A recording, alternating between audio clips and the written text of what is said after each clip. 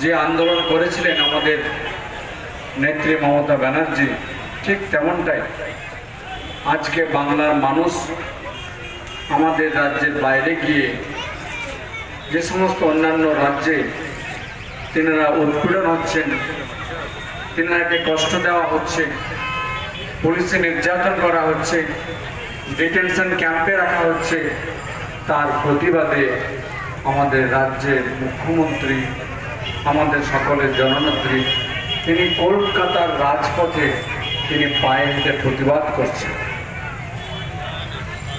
ভাবুন, একজন মুখ্যমন্ত্রী কয়েক কিলোমিটার পায়ে হেঁটে বাংলার মানুষের জন্য প্রতিবাদ করছেন। এরকম মুখ্যমন্ত্রী আমাদের রাজ্যের বাইরে অন্যান্য রাজ্যের মুখ্যমন্ত্রীকে আমরা দেখতে পেয়েছি? নেই, একজনও নেই। তিনার বাড়ি দেখলে আপনারা আশ্চর্য হবেন, কে একজন মুখ্যমন্ত্রী এইরকম একটা বাড়িতে বা এইরকম ঘরে তিনি থাকেন?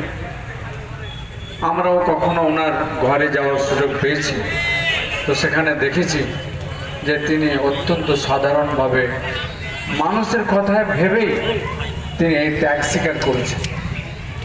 যেনার সবটাই হচ্ছে বাংলার মানুষের জন্য কল্যাণমূলক কাজ করা, দেশের মানুষের জন্য কল্যাণমূলক কাজ করা। এই ভাবনার ভেবেই তিনি যেভাবে প্রতিবাদ এবং আন্দোলন করে এসেছিলেন, তিনি দেখেছিলেন একটা সময়ে যে এই কংগ্রেসে থেকে এর আন্দোলন করে মানুষের যে কাজ, যে প্রয়োজন, সেটাকে পূরণ করা যাচ্ছে, যার জন্য তিনি তৃণমূল কংগ্রেস দলটা তিনি গঠন করেছিলেন। এবং এই তৃণমূল কংগ্রেস দল যেভাবে বামফ্রন্টের বিরুদ্ধে লড়াই করে আপনাদের আশীর্বাদ দোয়া নিয়ে, ভোট নিয়ে যেভাবে 2011 সালে আপনারা নিয়ে এসেছিলেন, সেটা আজও যেভাবে বাংলার মানুষ দেখছেন যে প্রতিটি এলাকায় বা প্রতিটি আমাদের রাজ্যের প্রতিটি অলিতে গলিতে কীভাবে তার উন্নয়ন হচ্ছে। ইয়েস, আমি ওই ভাইয়ের সঙ্গে একমত। তৃণমূলকে আপনারা ভালোবেসে আপনারা এই ভিড়ে আছেন, আমরাও ভিজতে রাজি আছি। হ্যাঁ, বেশি না, 10টা মিনিট, তার তো বেশি নাই। আমরা 21শে জুলাই যখন থেকে যাচ্ছি ধর্মতলার মঞ্চে, প্রতিবার আমরা কিন্তু ভিজে আসি। সেখানে কোনো ছাতা থাকে না, এরকম খোলা মাথায় থাকতে হয়। আমরা ভিজে আসি, ভিজতেও রাজি আছি, সবটাই বাংলার মানুষের জন্য। তো কাজে যে কথাটা বলছিলাম, আমাদের মুখ্যমন্ত্রী বা আমাদের নেত্রী যে কতটা মানবিক, সে মানবিক দৃষ্টিতে আমি একসময় কলকাতা পড়ালেখা যখন করতাম, তখন আমি এই এনজিপি ট্রেন ছিল, সেই এনজিপি ট্রেন থেকে ব্যান্ডেল থেকে দেখতাম যে হাওড়া পর্যন্ত যেতে যেতে দুই দিকে বিভিন্ন যে জুট মিলগুলো ছিল বা স্টিল ফ্যাক্টরি ছিল বা এই যে অ্যাম্বাসেডার গাড়ি, হিন্দ মোটর কোম্পানি ছিল, সব লাল ঝান্ডা লাগানো।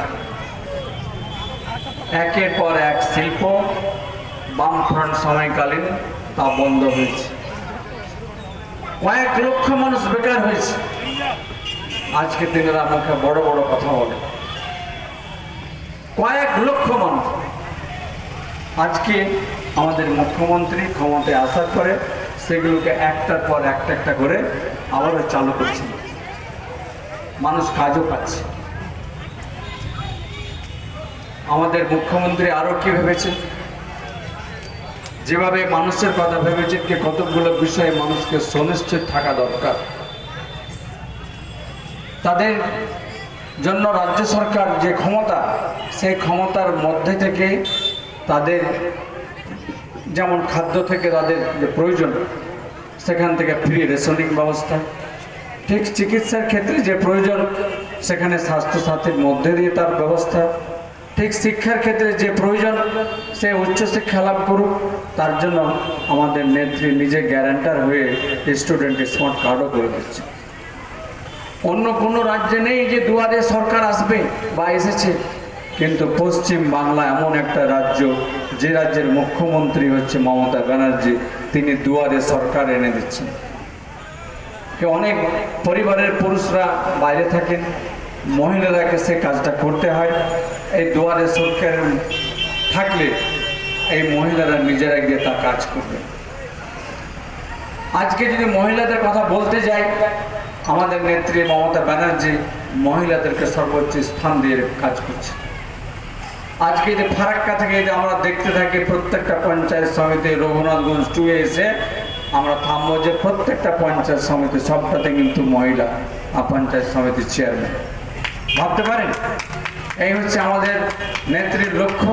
প্রধান বা মেম্বার তো আছেন, 50% 73 পঞ্চায়েতের মধ্যে 50% আমাদের মহিলাদেরকে সে যোগ্য জায়গা দিয়েছে।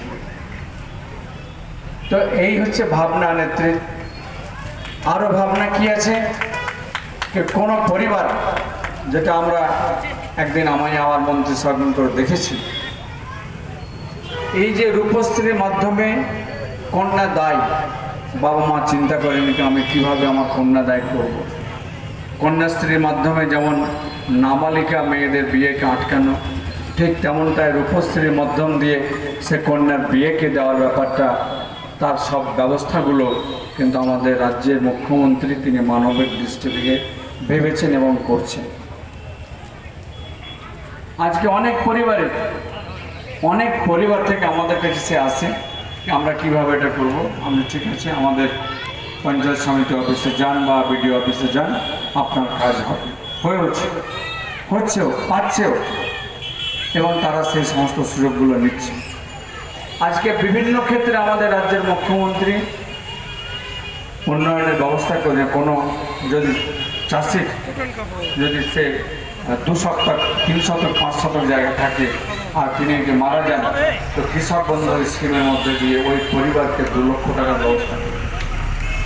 তো এইরকম এক নয়, একাধিক আছে। আমাদের রাজ্য সরকারের যে উন্নয়ন আজকে দেখে পার্শ্ববর্তী রাজ্যগুলো বা অন্যান্য রাজ্য তার অনুকরণ করছে। আমাদের পাশের রাজ্য ঝাড়খণ্ডে লক্ষ্মীর ভাণ্ডার এই সবে মাত্র চালু করেছে, ওনারা নাম দিয়েছেন মাইয়া যোজনা। আমাদের রাজ্য সরকার নাম দিয়েছে লক্ষ্মীর ভাণ্ডার, ঝাড়খণ্ড সরকার নাম দিয়েছে মাইয়া যোজনা, বা আরও অন্য রাজ্যে তা অন্য নাম দিয়েছে। ঠিক তেমনটাই রূপশ্রীর ক্ষেত্রেও যেমন আমাদের বাংলায় রূপশ্রী, ওখানে আরেকটা নাম দিয়ে করছে। এগুলো সবটাই বাংলার, কিন্তু আমাদের মুখ্যমন্ত্রী মমতা ব্যানার্জি আগে করেছেন, তারপরে কিন্তু অন্য রাজ্যে সেটাকে আবার অনুকরণ করে করছে। তো এই যে মানুষের প্রতি আমাদের নেত্রীর ভাবনা সম্পূর্ণ পজিটিভ, মানুষের কল্যাণমুখী কাজ। আজকে স্কুল, কলেজ, হসপিটালগুলো দেখুন, একটার পর একটা, কিন্তু আমরা 2011 সালের আগে কি দেখেছি আর আজকে কি দেখতে পাচ্ছি। যখন আমি কলকাতায় পড়ালেখা করতাম, আমার গ্র্যাজুয়েশন, তখন আমি নিজে খুঁজতাম যে শনিবার আসলে আমি শনিবার আর রবিবারটা ঘুমাতে পারব। তখন মানে ইলেকট্রিসিটি এত লোডশেডিং ছিল যে কলকারখানা চালাতে গিয়েও তারা সীমিত সময় চালাতে হতো, অফিসের মধ্যেও সীমিতভাবে সে রেস্ট্রিক্টেড করে চালাতে হতো ইলেকট্রিসিটি। আর শনিবারের দিন সব বন্ধ, রবিবার তো স্বাভাবিক ছুটির দিন। তো সেই শনিবারের দিন আসলে কিভাবে একটু ইলেকট্রিসিটি পাখাতে নিচে ঘুমাবো, এইরকমটা আমরা খুঁজেছি। তো তখন মুখ্যমন্ত্রী জ্যোতিবাবু ছিলেন বিদ্যুৎ দপ্তরের মন্ত্রী। আর আজকে দেখুন, ইলেকট্রিসিটির ব্যাপারে আমরা গর্ববোধ করি যে মমতা ব্যানার্জি আসার পরে শুধু ইলেকট্রিসিটি নাই, শিক্ষার ক্ষেত্রে আমরা মুর্শিদাবাদ যেমন মেডিকেল কলেজ পেয়েছি, আমরা পেয়েছি মুর্শিদাবাদ ইউনিভার্সিটি। আমরা একের পর এক কলেজগুলো, স্কুলগুলোকে কীভাবে আরও বেশি থেকে এবং বড় আকারে করা হয়েছে সেটা সবটাই আপনাদের সামনে। রাস্তাঘাটের ক্ষেত্রেও তাই। আজকে গঙ্গা ভাঙন যেগুলো দেখছেন, যে দায় কেন্দ্র সরকারের, গঙ্গাকে কেন্দ্র বলছে যে জাতীয় নদী, তো জাতীয় নদী হিসাবে এই দায় থাকে কেন্দ্রীয় সরকারের। জাতীয় নদী হিসাবে কেন্দ্রের যে দায়, সেটা দায় থেকে এড়িয়ে যাচ্ছে।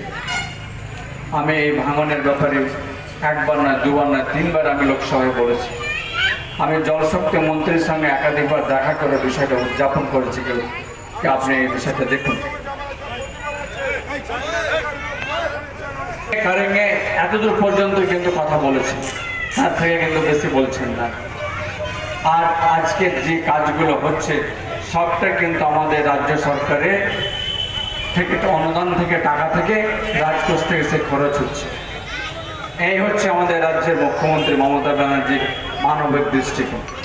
আজকের দিনকে বলছিলাম ইতিহাসে লেখা থাকবে কেন, যে সমস্ত পরিযায়ী শ্রমিকরা বাইরে গিয়ে কাজ করছেন, বিশেষ করে উড়িষ্যা, আসাম, ছত্তিশগড়,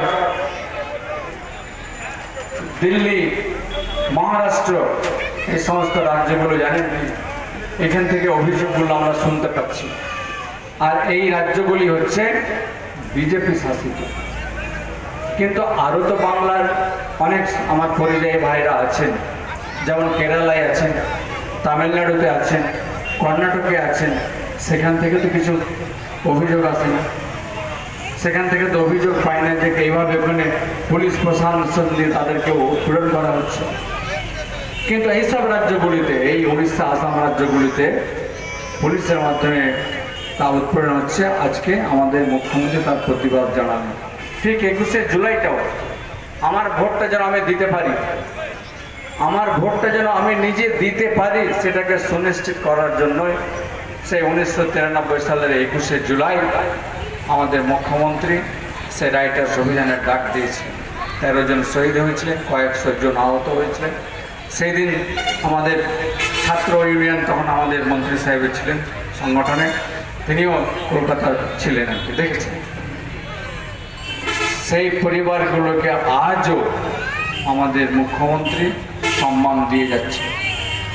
ধর্মতলার সেই মঞ্চে ওই 13 জন পরিবারের সদস্যরাও কিন্তু ওই মঞ্চে থাকে এবং ওই 13 জন শহীদকেও শ্রদ্ধাঞ্জলি দেওয়া হয়ে থাকে।